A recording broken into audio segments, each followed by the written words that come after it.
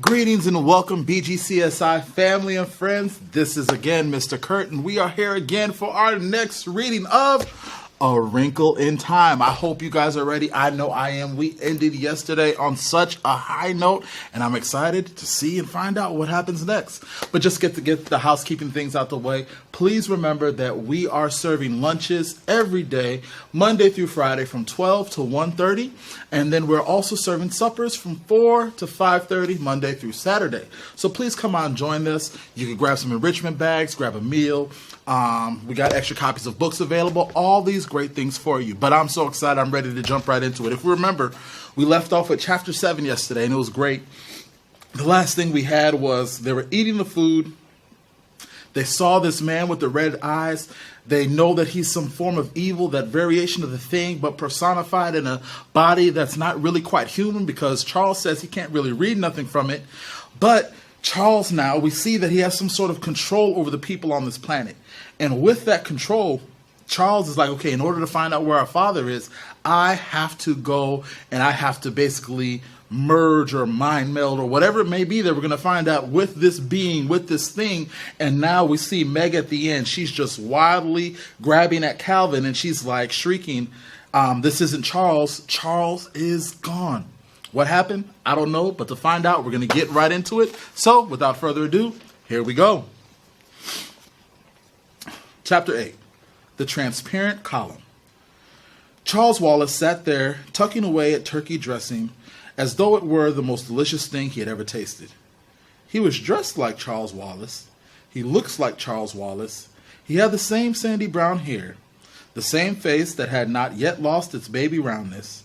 Only the eyes were different, for the black was still swallowed up in blue, but it was far more than this that made Meg feel that Charles Wallace was gone, that the little boy in his place was only a copy of Charles Wallace, only a doll. She fought down a sob. "Where is he?" she demanded of the man with red eyes. "What have you done with him? Where is Charles Wallace?" "But my dear child, you are hysterical," the man thought at her. "He is right there, before you, well and happy, completely well and happy for the first time in his life. And he is finishing his dinner, which you also would be wise to do too." "You know it isn't Charles," Meg shouted. "You've got him somehow." "Hush, Meg. There's no use trying to talk to him," Calvin said, speaking in a low voice into her ear. "What he had to do is hold Charles Wallace tight. He's there, somewhere, underneath. We mustn't let them take him away from us. Help me hold him, Meg. Don't lose control of yourself, not now. You've got to help me hold Charles." He took the little boy firmly by one arm. Fighting down her hysteria, Meg took Charles' other arm and held it tightly. "You're hurting me, Meg," Charles said sharply. "Let me go." "No," Meg said grimly. "We've been all wrong." Charles Wallace's voice, Meg thought, might be a recording.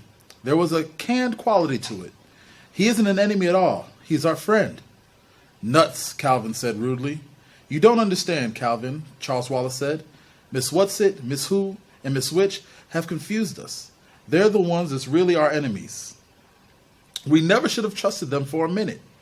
He spoke in his calmest, most reasonable voice, the voice which infuriated the twins.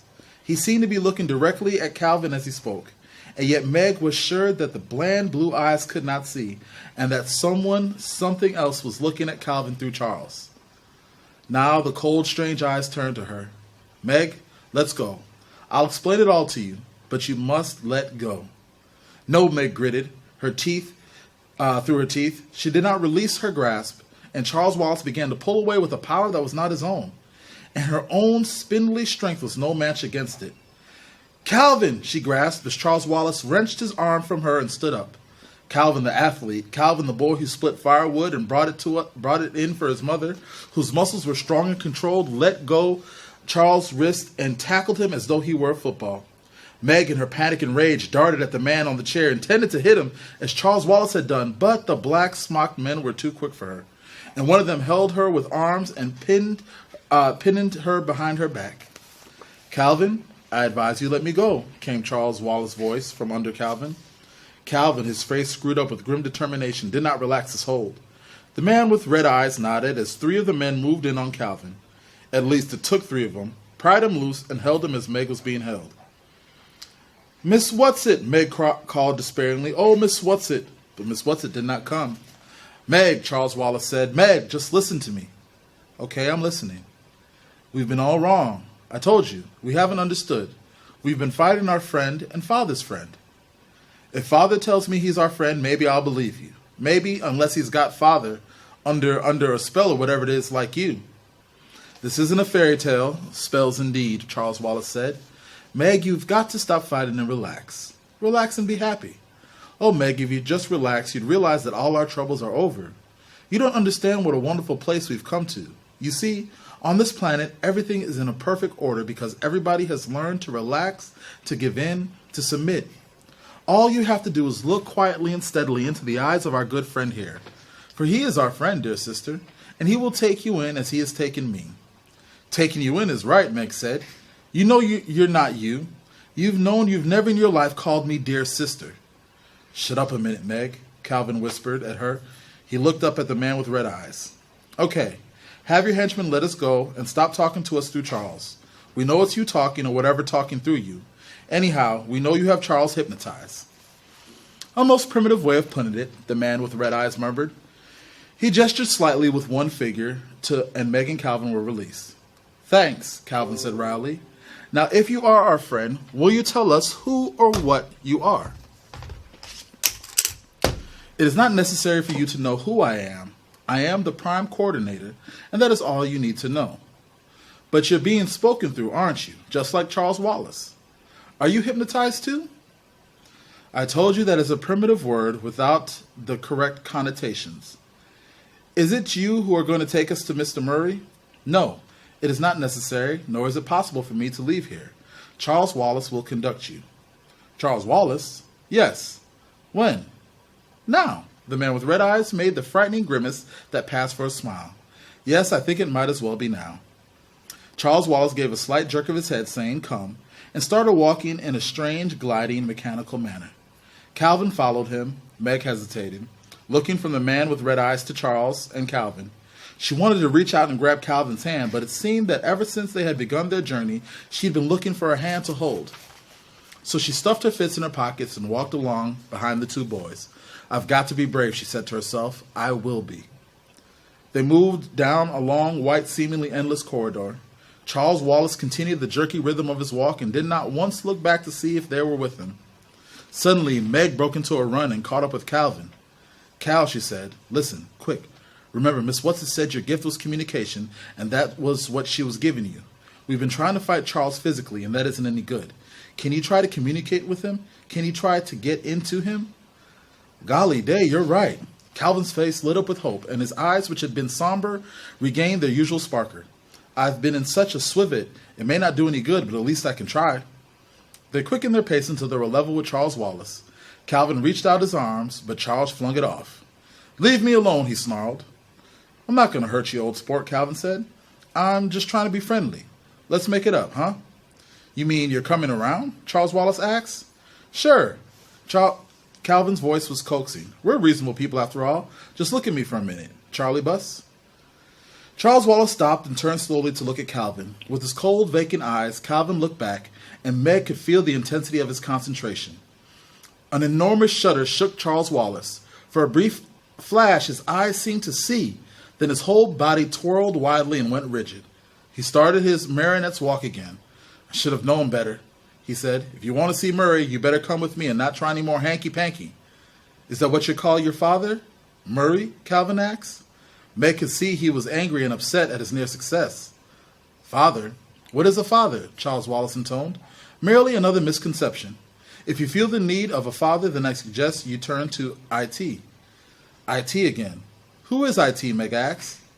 All in good time, Charles Wallace said. You're not ready for IT yet. First of all, I will tell you something about this beautiful, enlightened planet of Kamzats. His voice took on a dry, pedantic tone of Mr. Jenkins.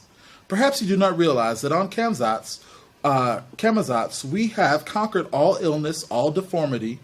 We? Calvin interrupted. Charles continued as though he had not heard. And of course he hadn't, Meg thought. We let no one suffer. It is so much kinder simply to annihilate anyone who is ill. Nobody has weeks and weeks of runny nose or sore throats. Rather than endure such discomfort, they are simply put to sleep. You mean they're put to sleep while they have a cold, or that they're murdered? Calvin demanded. Murder is a most primitive word, Charles Wallace said. There's no such thing as a murder on Kamzats. IT take care of all things. He moved jerkily to the wall of the corridor, stood still for a moment, then raised his hand. The wall flickered, quivered, grew transparent. Charles Wallace walked through it, beckoning to Meg and Calvin, and they followed. They were in a small square room from which radiated a dull, sulphurous light. There was something ominous to Meg in the very compactness of the room, as though the walls, the ceilings, the floor might move together and crush anybody rash enough to enter. How did you do that? Calvin asked Charles. Do what? Make the wall open like that. I merely rearranged the atoms, Charles Wallace said loftily. You've studied atoms in school, haven't you? Sure, but then you know enough to know that matter isn't solid, don't you? That you, Calvin, consists mostly of empty space. That if all the matter in you came together, you'd be the size of the head of a pin. That's plain scientific fact, isn't it? Yes, but... So I simply pushed the atoms aside and we walked through the space between them. Meg's stomach seemed to drop, and she realized that the square box in which they stood must be an elevator, and that they were starting to move upward with great speed. The yellow light lit up their faces, and the pale blue of Charles' eyes absorbed the yellow and turned green. Calvin licked his lips. Where are we going? Ups, Charles continued his lecture. On Kamzats, we are all happy because we are all alike. Differences create problems. You know that, don't you, dear sister? No, Meg said. Oh, yes, you do. You've seen at home how true it is. You know that the reason you're not happy at school is because you're different. I'm different and I'm happy, Calvin said. But you pretend that you aren't different. I'm different and I like being different. Calvin's voice was unnaturally loud. Maybe I don't like being different, Meg said, but I don't want to be like everybody else either. Charles Wallace raised his hand and the motion of the square box ceased and one of the walls seemed to disappear.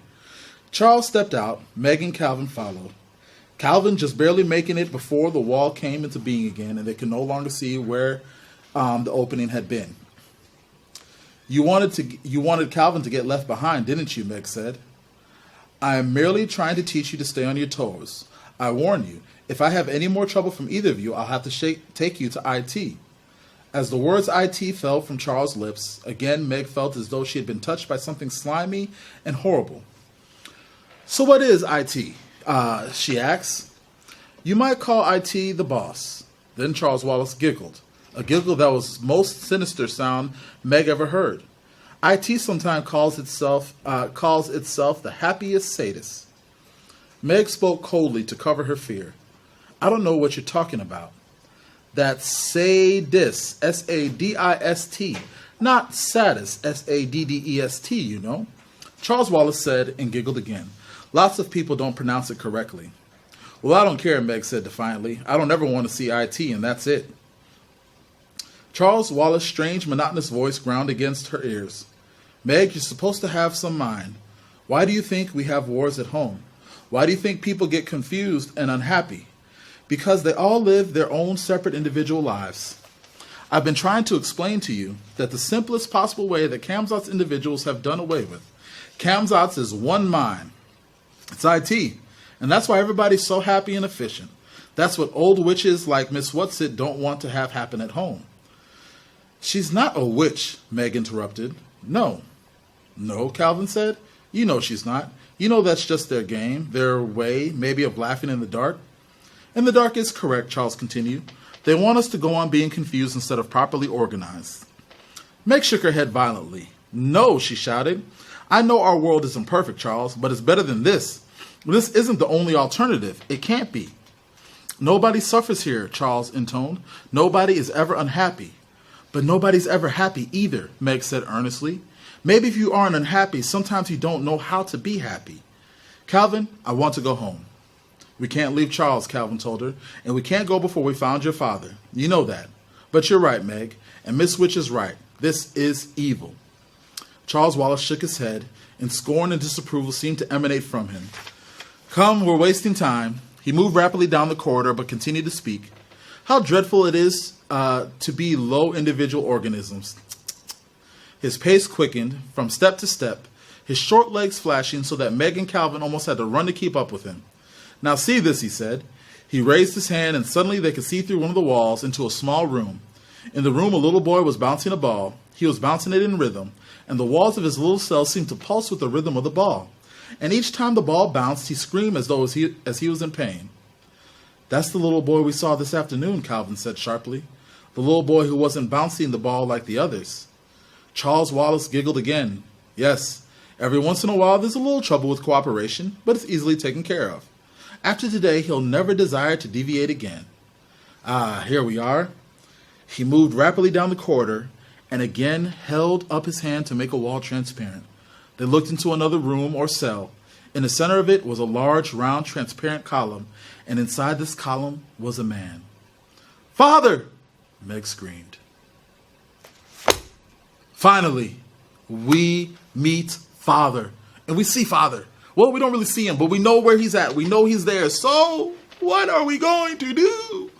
I can't wait to find out, and I know you can't either. So please join me tomorrow as we continue on to chapter 9. We finally meet their father. Charles is still underneath some sort of spell, although Calvin almost seemed to break through to him. But there's a danger. We know that Charles is connected to it and whatever else is going on, so they can't be too obvious, but they still need to figure out a way. But I think in chapter 9, we're going to get some heavy stuff because we finally see Father. Is Father under control? Is Father free? He's in a cell. Are they trying to reprogram him? Is he resisting the programming? What is Megan and Calvin going to do?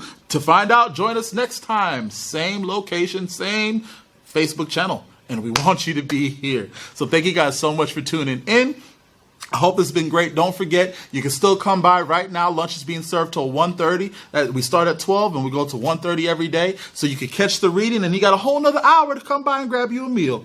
Also, you can come by this afternoon from 4 to 5:30 for our suppers as well. And we're just so thankful that you guys are here. Please don't forget to hit the share button so other people can see these great videos. And again, thank you guys so much. Can't wait to see you. We'll see you next time.